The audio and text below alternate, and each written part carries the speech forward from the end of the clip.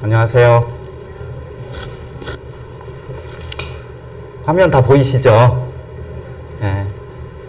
저를 보시지 마시고 저쪽에 지난주에 저쪽에 섰는데 저쪽 화면이 잘 안 보일 것 같아가지고 제가 이제 자리를 옮겼는데 저를 보지 마시고 이 화면에 있는 하나님의 말씀을 보시기 바라겠습니다. 오늘 그 그리스도인의 4단계 훈련 기초편 저희들이 이제 지난주에 간단하게 그 OT를 했고요.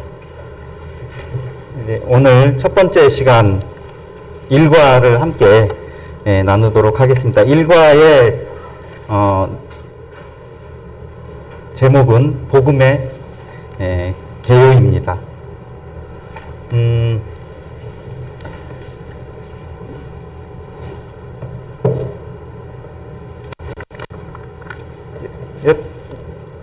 프린트 한 번만 봐주실래요? 여기 제가 들고 있는 이 프린트물 보이시죠? 그죠? 화면은 저런데 프린트가 이렇게 됐어요. 이게 저희 집 프린터기에 그 마젠타, 그러니까 빨간색 잉크가 에러가 나가지고 원래 제가 의도한 그림은 이 그림인데 이렇게 나왔어요. 이렇게. 오늘 이 복음에 대해서 이제 함께 교제 나눌 건데 지금 프린트에 고장이 났잖아요. 그죠? 그래서 하나님께서 원래 사람을 창조하실 때는 그 의도가 있어서 이제 앞으로 함께 공부하겠지만은 그 의도가 있었는데 그게 고장이 난 거죠. 그죠? 고장이 나서 하나님께서 의도하신 그 계획하고 전혀 다른 결과물을 이제 얻게 됐는데 그게 딱 이제 제가 이제 비유로 지금 생각이 나서 말씀을 드렸는데 그거를 생각하시면서 오늘 좀 전체적으로 그게 그러니까 결국 복음이 고장난 인간을 고치기 위해서 이 땅에 오신 우리 주님에 대한 이야기입니다. 제가 지난주에 시작할 때 공부하기 전에 몇 가지 말씀드렸잖아요. 그죠? 그래서 오늘 저희들도 한번 같이 그 중에 기도하고 짧게 기도하고 시작하도록 하겠습니다. 하나님, 이 시간 교제 가운데 주님의 말씀이 저희 속에 풍성히 거할 수 있도록 저희들에게 하나님의 모든 지혜를 불어넣어 주시기를 이 시간 간절히 기도를 드립니다. 우리 주 예수 그리스도의 이름으로 기도드렸습니다. 아멘. 먼저 전체적인 그 내용을 세부적인 내용을 보기 전에 여러분 교재 구입하신 분들이 아직 많지 않아서 제가 좀 전체적으로 좀 그 소분류 제목을 좀 기재를 했으면 좋았을 텐데 첫 번째 이제 복음의 개요 전체 큰 제목이 복음의 개요인데요. 첫 번째 내용이 이제 소제목으로 복음의 개요가 있고요. 그 다음에 두 번째 제목이 하나님으로부터의 분리라는 제목이 있습니다. 그리고 그것에 대한 또 소제목이 세 가지가 있어요. 하나는 인간의 시험과 인간의 불순종, 그리고 인간의 문제. 이게 이제 첫 번째 하나님으로부터 분리에 대한 소제목이고요. 그 다음 제목이 죄인을 위한 대속물입니다. 그것에 대한 소제목이 또 네 가지가 있어요. 죄인을 위한 대속물에 하나님의 해결책, 하나님의 계시 성취, 하나님의 방법, 그리고 하나님의 만족 이렇게 되어 있습니다. 그리고 마지막 소제목이 믿는 자를 위한 구원. 여기에는 불순종의 자녀들과 하나님의 자녀들이라는 두 꼭지가 있고요. 마지막에 이제 결론을 이제 맺고 있습니다. 근데 사실 이 복음의 개요, 그 다음에 하나님으로부터의 분리, 죄인을 위한 대속물, 믿는 자를 위한 구원. 요 제목만 봐도 사실 어렴풋하게 이 오늘 그 함께 공부할 내용의 전체적인 흐름을 좀 생각하실 수 있어요. 그러면은 복음의 개요부터 해가지고 진행하도록 하겠습니다. 제가 준비를 사실은 이제 저의 묵상이나 뭐 그런 내용이 아니고 교재에 있는 것들을 요약하는 그런 개념이기 때문에 사실 짧게 하려고 그랬는데 너무나 버릴 게 없더라고요. 그러니까 사실 본문에 있는 이 교재의 내용도 굉장히 사실 정리한 내용이에요. 근데 저는 도저히 그거를 또 짧게 정리할 수가 없어가지고 기록하다 보니까 거의 그냥 본문에 있는 내용을 다 기록을 하게 됐어요. 그리고 굉장히 말씀들이 많아요. 하나님의 말씀이 본문 내용 중에. 그 말씀들도 어느 하나를 빼고 넘어갈 수가 없어서 막 기록을 하다 보니까 페이지 수가 많아졌어요. 근데 이제 이 시간에 제가 그 내용들을 다 함께 여러분들과 같이 나눌 수는 없고요. 그 대신 저는 이제 그 큰 아이템 제목 있죠. 큰 아이템 제목 위주로 함께 할 거고요. 여러분들이 사실은 이제 미리 오시기 전에 본문을 한번 읽어보시고 문제를 풀어보시고 오시면은 이제 제가 큰 아이템만 이렇게 말씀을 드려도 충분히 이해할 수 있는 내용이라고 생각이 됩니다. 네, 다음. 네. 첫 번째 복음의 개요 이제 제목입니다. 복음은 여러분 다 아시겠죠, 그죠? 다 아시겠지만은 제가 이렇게 빽빽이 적었는데 이게 다 본문에 있는 내용이에요. 제가 뭐 따로 생각을 했거나 글귀를 따로 제 말을 적은 거는 없습니다. 인간이 하나님, 그러니까 복음이 우리는 다 좋은 소식, 복된 소식이라고 다 그렇게 알고 있잖아요, 그죠? 조금 더 구체적으로 말씀을 드리면은 인간이 하나님께 나아갈 수 있는 길이 열렸다라는 그 소식이 복음입니다. 그리고 예수님의 생애와 사역, 즉 이 땅에 오신 예수님의 모든 것, 그것이 곧 복음이에요. 그리고 이 복음은 저희들이 믿고 있는 저희들 믿음, 기독교 신앙의 핵심 요소입니다. 고린도전서 15장 3, 4절에 나오는 그 말씀처럼 대속, 그죠? 우리 죄를 위하여 죽으셨다라고 그랬잖아요. 대속과 죽음과 그리고 다시 살아나사, 부활, 이 내용이 들어있고요. 그리고 요한복음 3장 16절에 하나님이 이처럼 세상을 사랑하사, 복음에는 하나님의 사랑이 들어있습니다. 그리고 믿음이 들어있고요. 그리고 영생이 들어있습니다. 지금 제가 말씀드린 것들이 사실은 저희들 기독교 신앙의 핵심 요소입니다. 그리고 밑에 나머지 이제 기타 그 복음의 여러 가지 특징들을 좀 정리를 해보면요. 이 복음의 근원은 사람이 아니라는 거죠. 복음의 근원은 사람이 아니고 하나님입니다. 그래서 하나님의 복음이다라고 말할 수 있고요. 그리고 그 중심은 인격체 사람이에요. 그죠? 근본은 사람이 아닌데 성경에서 말씀하고 있는 복음의 중심은 사람으로 오신 우리 주님이에요. 인격체라는 거죠. 그래서 예수 그리스도의 복음이다라고 또 말할 수 있습니다. 그리고 그 목적, 하나님께서 예수 그리스도를 복음으로 이 땅에 보내신 목적은 인간을 하나님께로 이끌어 가기 위함입니다. 그래서 구원의 복음이라고 하죠. 인간 스스로는 하나님께 결코 갈 수가 없어서 하나님께서 사람이 되어서 세상에 직접 오셨어요. 그리고 맡겨진 일을 마치고 다시 하늘로 올라가셨던 그 이야기가 복음의 이야기입니다. 그리고 복음의 대상은 그럴 만한 자격이 없는 그런 자들이죠. 그래서 은혜의 복음이라고 합니다. 복음은 영원하기 때문에 영원한 복음이라고도 하고요.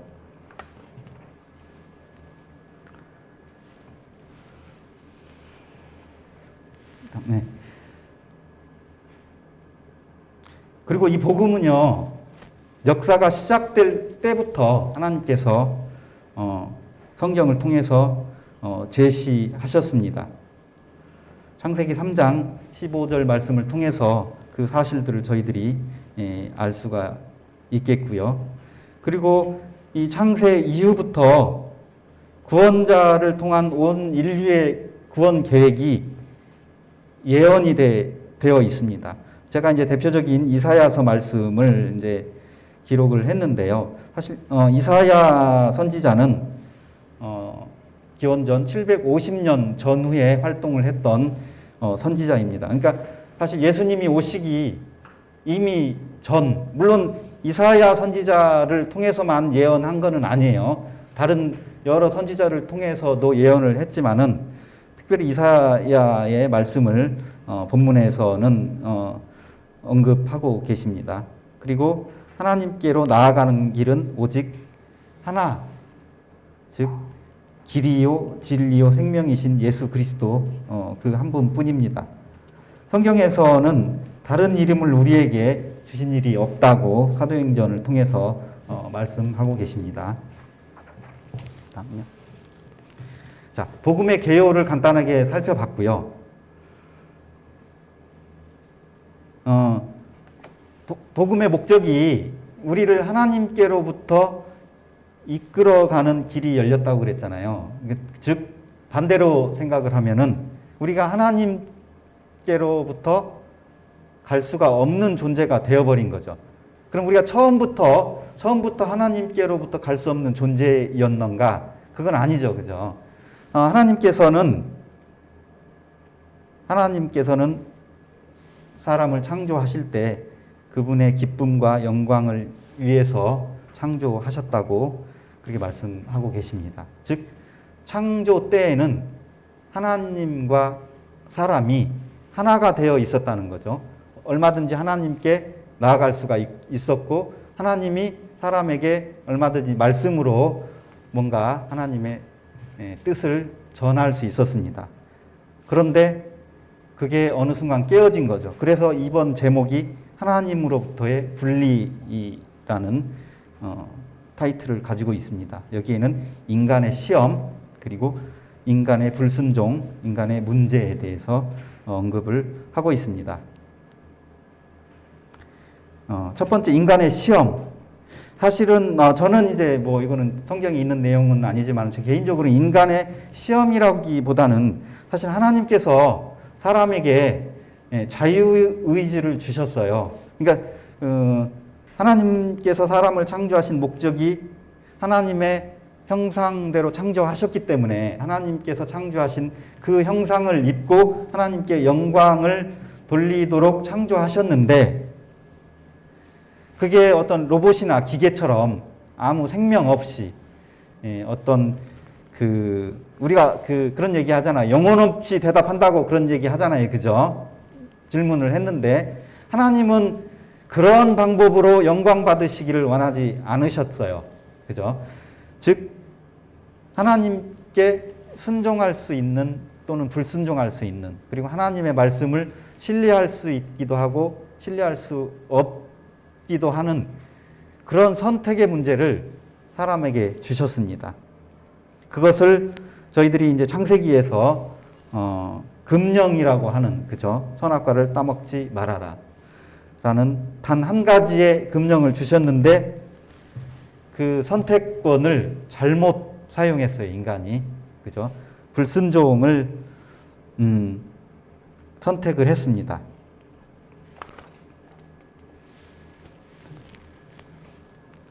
그래서 인간의 불순종이라는 이제 그 불순종한 그 내용을 좀 잠깐 살펴보겠습니다. 하나님께서 따먹지 말라고 하셨는데 사단은 괜찮다라고 했잖아요. 그죠? 사단은 창세기 3장 4절 7절 말씀을 보시면은 첫사람 아담과 하와는 하나님의 말씀보다 사단의 거짓을 믿었습니다. 그래서 그 순간 인간은 하나님께 불순종하게 됐고 그리고 타락하게 되었습니다. 불순종의 결과는 굉장히 그 후폭풍이 컸어요. 즉각적으로, 그러니까 불순종한 그 즉시 하나님과의 교제로부터 분리되었습니다. 이것을 이제 영적인 죽음이라고 하죠. 근데 사실 그게 그 과정도 하나님께서 분리를 시킨 게 아니고 사람 스스로가 불순종을 하는 순간 죄를 깨닫고서, 그죠? 그 부끄러움을 느낀 거예요. 그래서 나무 뒤에 숨었습니다. 그렇게 해서 하나님과 교제로부터 분리가 됐습니다. 그리고 궁극적으로, 그러니까 장기적으로 궁극적으로는 인간의 영혼이 몸으로부터 분리되는 육체적인 죽음에 이르게 됐습니다. 이것이 사람이 하나님께 불순종한 결과입니다. 그럼 그 불순종한 인간에게 어떠한 문제가 발생이 됐을까요? 인간의 문제입니다. 불순종했다라는 것은 하나님께 대적을 했다라는 내용과 똑같습니다. 하나님께서는 사람과 교제를 하고 하나님과 사랑의 대화를 하고 그럴 목적으로 사람을 창조하셨는데 사람이 스스로 타락함으로 하나님의 대적자가 됐습니다. 그래서 하나님의 자녀가 아닌 본질상 진노의 자녀가 되었고요. 그 죄를 범함으로써 하나님의 영광에 이르지 못하게 됐습니다. 로마서 3장 23절 말씀이죠. 그래서 하나님께서 창조하신 그 창조의 목적과 전혀 다른 그런 사람이 되었습니다. 하나님의 영광에 이르지 못한 결과를 얻게 되었죠. 그리고 그 죄의 대가는 사망입니다. 로마서 6장 23절 죄의 삭은 사망이요. 그리고 그 결과 모든 인류는 현재 허물과 죄로 죽은 상태입니다. 물론 이제 저희들은 구원을 받은 성도이기 때문에 그 허물과 죄로 죽은 상태에서 구원을 받았다고 저희들은 믿고 있습니다. 에베소 2장 1절에 그는 허물과 죄로 죽었던 너희를 살리셨도다. 물론 저희들은 이 말씀을 믿고 있죠. 그죠? 그래서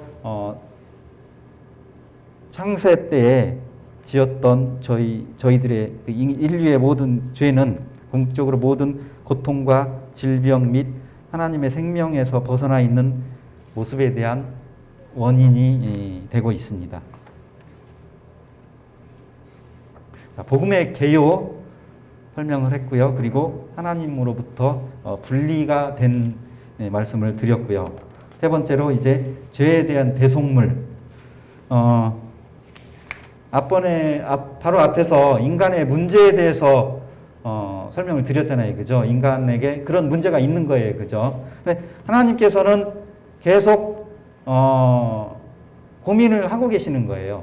원래 창조의 목적에서 벗어난 인간이 죽을 수밖에 없는 존재로 그렇게 전락해버린 것에 대해서 하나님이 계속 고민을 하고 계시는 거죠. 왜냐하면은 하나님은 사랑의 하나님이기 때문이에요. 하나님의 속성 중에 중요한 속성 중에 사랑의 하나님이 있죠. 그죠? 그래서 하나님은 비록 타락했지만 자신이 창조한 그 피조물들을 사랑하십니다. 긍휼이 풍성하신 하나님이 우리를 사랑하신 그 사랑을 인하여 에베소 2장 4절 말씀이에요. 그리고 사랑은 여기 있으니 우리가 하나님을 사랑한 것이 아니요 하나님이 우리를 사랑하사. 요한일서 4장 10절 말씀입니다.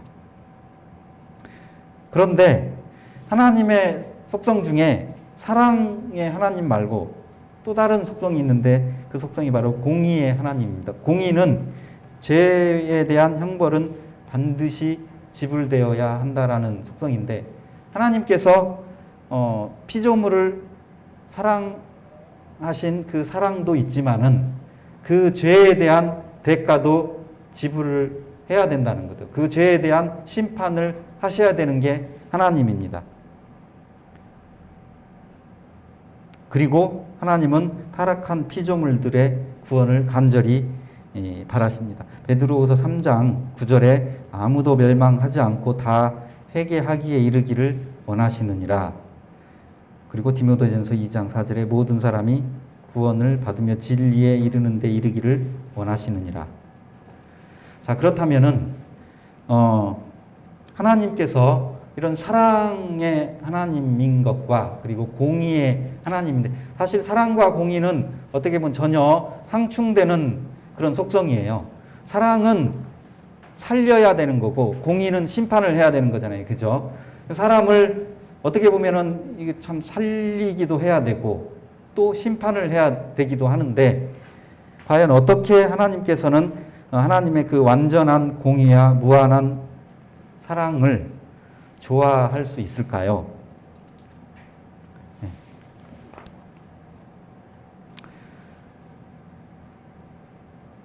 하나님의 해결책입니다. 하나님의 해결책은 바로 대속이었습니다. 대속. 하나님의 의와 사랑을 동시에 충족할 수 있는 하나님의 해결책이 바로 대속입니다. 그 대속을 설명을 합니다. 그 대속의 핵심은 누군가가 사람을 대신해서 그 죄에 대한 심판을 받아야 되는 거죠. 안 그러면은 사람이 다 공의의 하나님의 그 속성에 따라서 다 심판을 받아서 죽어야 되기 때문인데, 누군가가 그것을 대신할 수 있다면은, 그죠? 하나님께서 사랑하시는 피조물을 살릴 수가 있다라는 거죠. 그리고 그 일을 그리스도께서 담당하게 하셨습니다. 베드로전서 2장 24절, 친히 나무에 달려 그 몸으로 우리 죄를 담당하셨으니 이는 우리로 죄에 대하여 죽고 의에 대하여 살게 하려 하심이라. 그가 채찍에 맞음으로 너희는 나음을 얻었나니. 즉 예수 그리스도를 십자가에서 죽게 하심으로써 모든 인류가 죄에 대한 싹스로 사망에 이르러야 되는, 즉 그 죄에 대한 대가를 예수님이 대신 짊어지고 가신 거죠. 그리고 또 한 가지, 예수님을 하나님께서 죽은 자 가운데서 살리심으로 이를 믿는 모든 사람들을 다시 살리는, 즉 하나님께서 공의와 사랑의 그 성품을 전혀 손상시키지 않고 사랑하는 자신의 피조물인 인간을 다시 구원할 수 있는 방법이 바로 이 대속이라는 해결책입니다. 예수 그리스도께서 그러면은 과연 모든 인류의 죄를 지고 가실 만한 가치가 과연 있는가? 결혼해서 부모들이 어린 자녀들을 교육하고 이렇게 훈육할 때 제일 어려운 게 뭐냐면요, 아빠는 안 하면서 왜 우리한테만 하라고 그래? 뭐 이런 거 있죠. 엄마는 왜 안 해? 이런 거. 즉 부모가 자녀에게 뭔가 옳은 길을 가르칠 때 그 옳은 길을 가르칠 만한 자격이 있느냐는 거죠. 그죠? 예수 그리스도께서 이 땅에 오셔서 인간의 모든 죄를 대신 짊어지고 가셨다고 그랬는데, 그만한 가치가 있어야지 그게 효과가 있는 거잖아요. 그죠? 예를 들어서 인간 중에 누군가가 예수 그리스도가 아닌, 하나님이 아닌 사람 중에 누군가가 나타나서 내가 모든 인류의 죄를 내가 대신 짊어질 테니 너희들은 죄가 없다라고 누군가가 나타났을 때 아이들이 부모에게 엄마는 왜 그러면서 우리한테만 하라고 그래? 그런 것처럼 네가 뭔데? 그죠? 네가 뭔데 내 죄를 짊어질 수 있어? 그러니까 네가 짊어졌다고 한 게 그게 효과가 있느냐는 거죠. 그죠? 예수님은 그런데 베드로전 3장 18절에서 의인으로서 불의한 자를 대신하셨다고 그랬어요. 그러니까 예수님은 스스로는 죄가 없으신 분인데 죄인들을 위해서 생명을 내어주신 거잖아요. 그죠? 그러니까 자기 죄를 짊어지고 가셨으면은 모든 사람들이 저 사람 지 죄 짊어지고 간 거지 내 죄 짊어지고 간 거는 아니잖아. 뭐 자기 때문에 죽은 거네. 이렇게 생각할 수도 있겠지만은 온전히 죄가 없으신 분이 죄인들을 위해서 자기를 희생하셨기 때문에 그 역할을 할 수 있는 충분한 가치와 자격이 있다고 하나님께서는 그렇게 결정을 하시는 겁니다. 아까 앞에서 그 복음은 창조할 때부터 계시가 되었다고 그랬잖아요. 대속은 하나님께서 계시하신 그 계시의 성취이기도 합니다. 자, 하나님의 계획은 창세기 초반부터 원시 형태로 계시되었다고 그랬는데요. 창세기 이제 우리가 구약 성경을 읽다 보면은 무화과 나무 잎으로 옷을 만들어서 부끄러운 부분을 가리고자 했던 아담과 하와에 대한 이야기가 나오죠. 그죠? 그리고 그것을 보고 하나님께서 짐승의 가죽옷을 입혀주신 그 장면이 나오잖아요. 굉장히 이 부분은 상징적인 의미가 있어요. 무화과 나무 잎으로 엮어서 입으려고 하는 것은 사람의 노력을 상징을 하고 있어요. 사람이 자신 스스로의 노력으로 부끄러운 죄를 가리려고 한 부분이고요. 하나님께서는 그런데 사람의 노력이 아닌 피의 제사, 동물의 가죽옷이 필요하다는 거예요. 즉 죄에 대해서는 피를 흘리는 피의 제사가 반드시 필요하다라고 생각한 게 하나님의 방법입니다. 즉 짐승의 제사가 필요하게 된 거죠. 그 다음에 조금 더 다음 세대에 가보면은 가인과 아벨이 하나님께 제사를 드리는 그 장면이 나오잖아요. 그리고 가인은 여러 농사를 지은 여러 농산물, 그 산물로 제사를 드렸고 아벨은 양을 잡아서 양으로 제사를 드렸습니다. 그리고 하나님께서는 가인의 제물은 받지 않으시고 아벨의 제물을 받으셨어요. 그죠? 성경에는 이 부분에 대해서 구체적으로 언급을 하지는 않았는데 왜 가인의 제물은 받지 않았을까?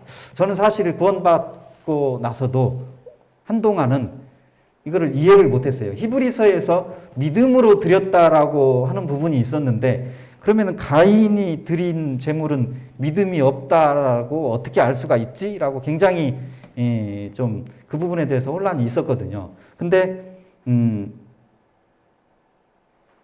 오늘 본문 내용에서 하나님의 방법이 아니라는 거예요.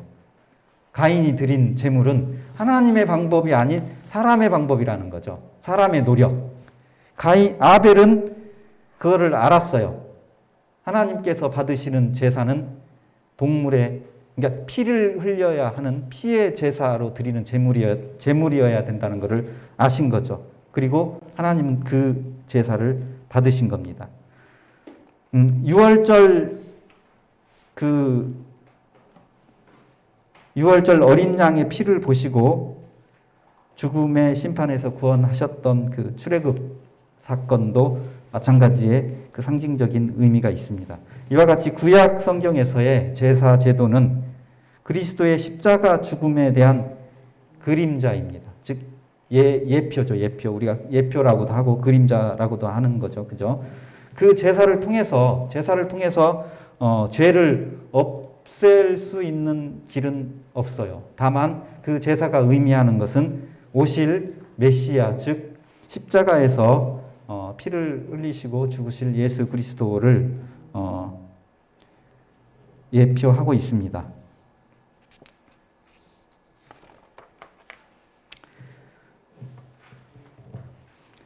죄를 영원히 속하는 유일한 제사는 주 예수님의 십자가에서의 제사이며 이 제사는 믿는 자마다 그 모든 죄를 영원히 속함받는 제사입니다. 예수 그리스도께서 히브리서의 10장에 굉장히 자세하게 설명이 되어 있는데요. 예수 그리스도의 몸을 단번에 들이셨는데 그게 영원한 제사가 된 거예요. 그리고 이를 믿는 모든 사람들에게 영원히 온전하게 되는 그런 속죄 제사가 바로 예수 그리스도께서 십자가에서 드리신 제사입니다. 하나님께서 태초부터 예비하신 계획, 즉 믿음을 통한 구원의 길은 하나님의 아들이 오심으로 성취되었다. 그러니까 창세 때부터 하나님께서 계획하고 예비하신 그 메시아가 예수 그리스도께서 지금으로부터 2000년 전에 오심으로써 비로소 그 하나님의 그 계시가 성취가 된 겁니다. 이 계획은 지난 세대 동안 악의 세력으로부터 보존되어 온 하나님의 숨은 지혜였다. 그러니까 숨겨진 비밀이었다라고 고린도전서 2장 7절에서 기록하고 있고요. 에베소서 말씀에서도 또 동일한 말씀들이 있죠. 그럼 왜 하나님께서는 감출 수밖에 없었을까요?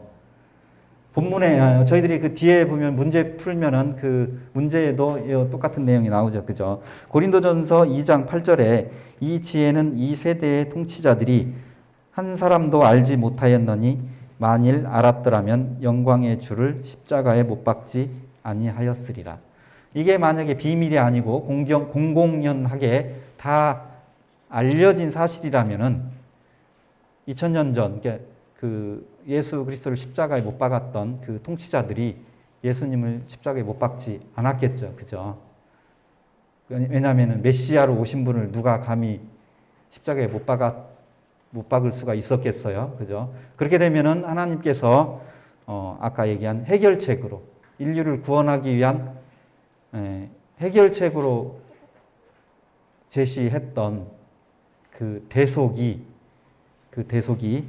성취될 수가 없기 때문에 하나님께서는 그것을 감추어 놓은 비밀로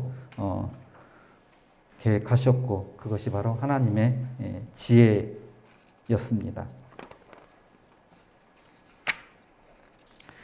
자, 그럼 복음으로 오신 예수 그리스도를 대속 제물로 이 땅에 보내신 것을 하나님께서 인류를 구원하실 방법으로 해결책으로 삼으셨는데 그러면 어떻게 구원을 받을 수가 있을까요? 자, 하나님의 방법은 그 원시 그 계시에서 저희들이 아까 우리가 상징적으로 알아볼 수 있었던 것처럼 하나님의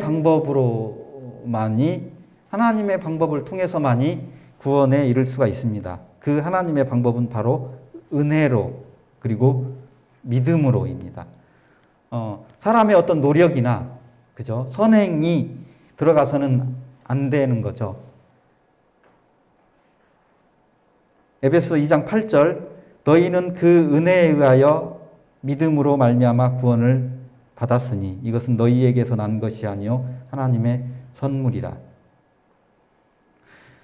그러면은 자 메시아가 오시기 전, 자 기원전 2000년 이전 그 옛날 그 이스라엘 민족들은 어떻게 구원을 받았을까요?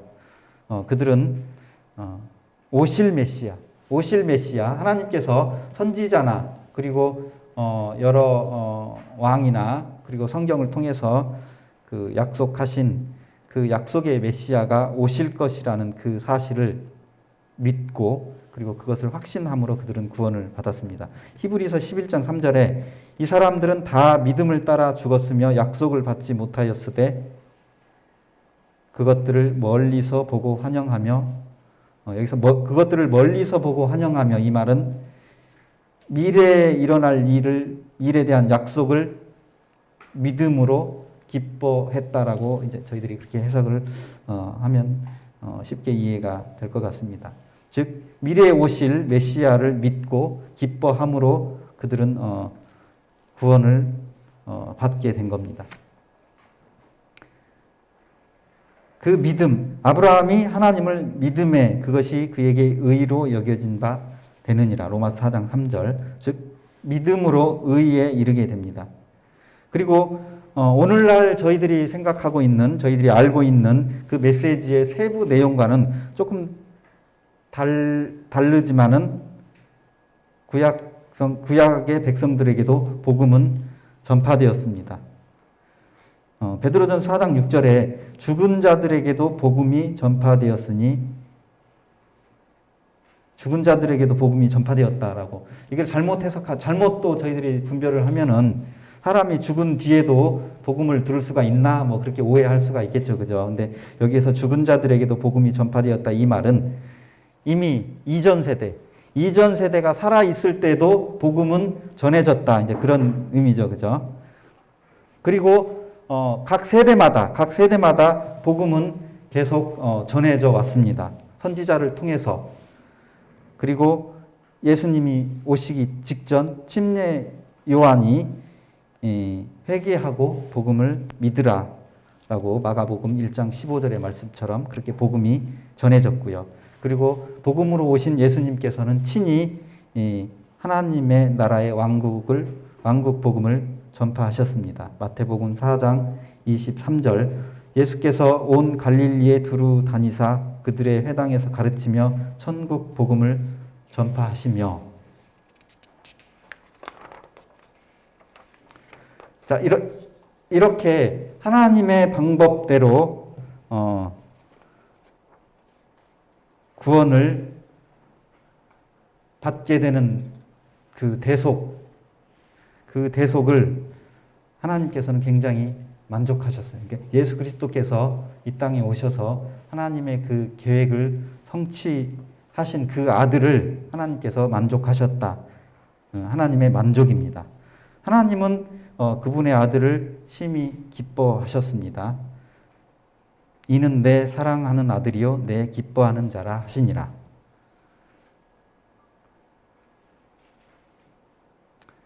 그리고 예수 그리스도를 통한 대속 제사는 인류가 지은 죄의 대가를 청산하고 그리고 하나님께 우리를 기쁘시게 받으시게 한 그 십자가 사역이 완전하고 그리고 하나님께서 원하시는 그 뜻을 충족했던 것, 그것을 하나님은 만족하십니다.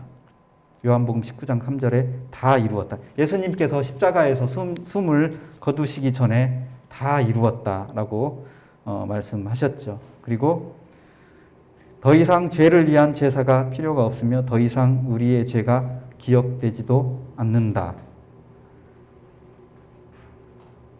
그리고 하나님께서는 예수님으로 인해 우리에게 즐겨 호의를 베푸십니다. 즉 사람의 노력이나 사람의 선행으로 인해서 우리에게 호의를 베푸시는 게 아니고 예수 그리스도로 인해서 우리에게 호의를 베푸신다는 거죠.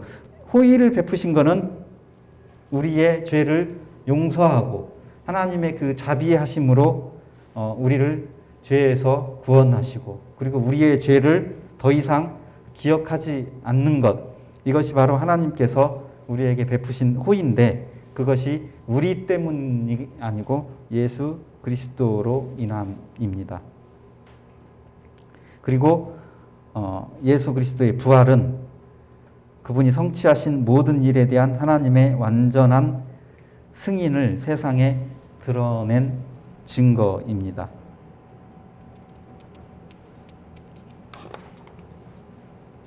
자, 그러면은 하나님께서 이와 같이 대속이라는 방법으로 복음이신 예수 그리스도를 이 땅에 보내셨잖아요. 그죠? 그리고 십자가에서 제물이 되셔서 더 이상 그 하나님께 죄를 위해서 제사를 드리지 않도록 이제 하셨는데 그 이후로 두 부류의 사람들이 생겨났어요.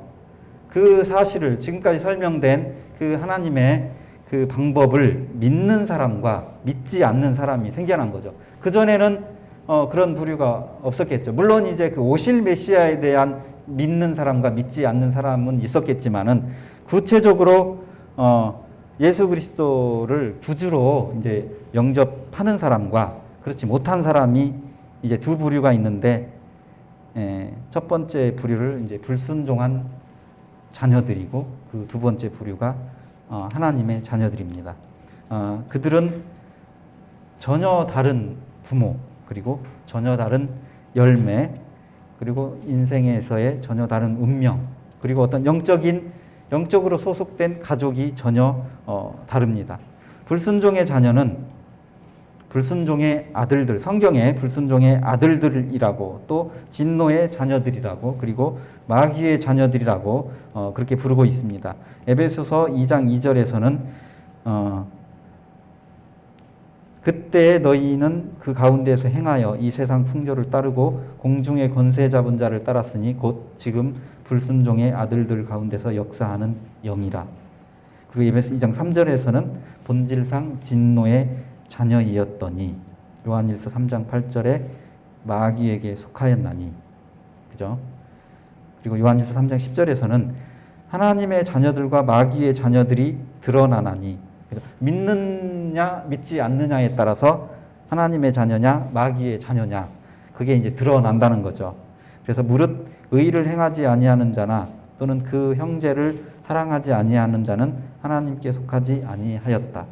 하나님께 속하지 않으면은 마귀에게 속합니다. 그 중립은 없어요. 그 중립은 나는 하나님께도 속하지 않았고 마귀에게도 속하지 않았어. 뭐 그런 거는 없어요. 믿음에 대한 두 부류는 믿으면은 믿은 사람은 하나님의 자녀인 거고 믿지 않는 사람들은 마귀의 자녀가 되는 거죠. 그죠? 하나님의 자녀에 대한 성경의 기록은 순종의 자녀들.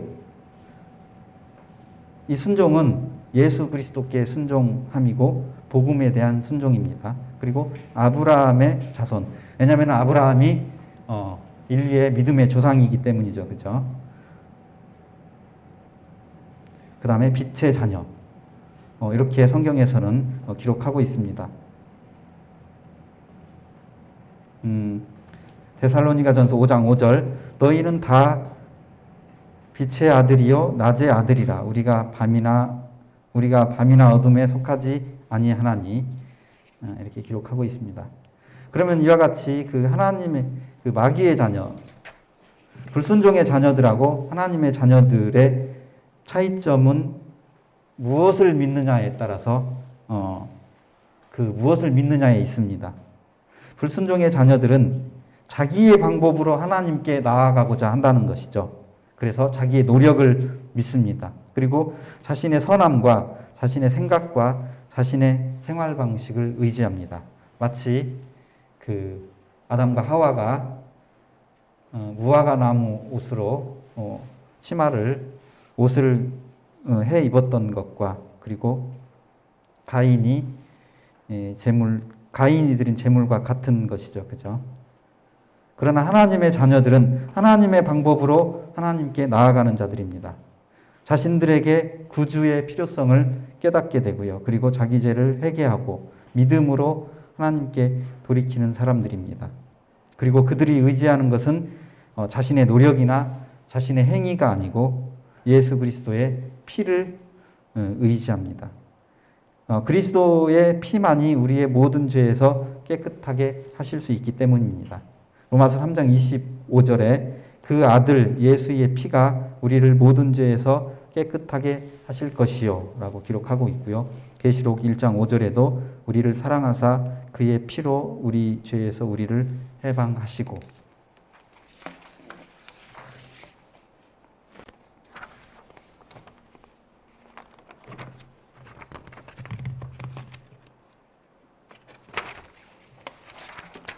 본문 내용에서 이제 결론인데요.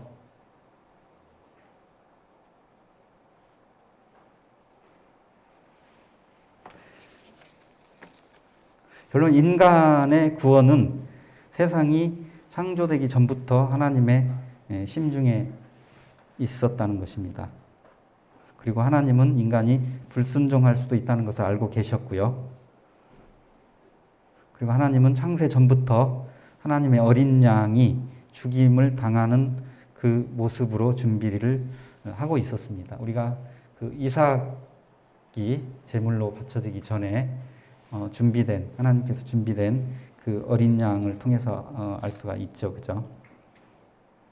그리고 때가 참에 하나님께서 예수 그리스도, 그러니까 메시아가 이 세상에 오셔야 할 그 때가 찼다고 판단하셨던 그 때에 자신의 아들을 세상에 보내셨습니다.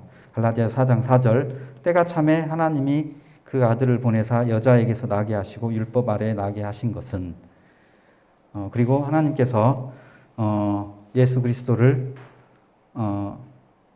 이 땅에 보내신 그 때가 차기 전에도 여러 모양 여러 선지자들을 통해서 자신의 아들을 메시아를 이 땅에 보내주실 것이라는 것을 말씀하셨습니다.